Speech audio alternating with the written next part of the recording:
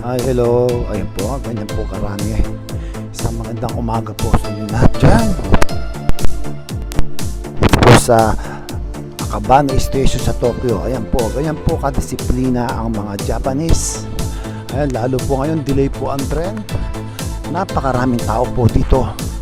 Talagang hindi mo makita yung nagsisiksikan sila o nagmamadali sila. Makita po ninyo, ayan po, talagang kahit na anong busy nila, diyan mo makikita yung talagang yung disiplina. Kasi bata pa lang po dito, tinuturuan na sila ng disiplina, pero ako gagawa ako ng paraan para makalusot. Kasi ayun, sisimple ako dito, una-una masakit yung paa ko, kaya sabi ko, guminasay, arat na ka. Ayun, lumipat po ako ng linya dahil masakit po yung paa ko. Naintindihan po nila yun.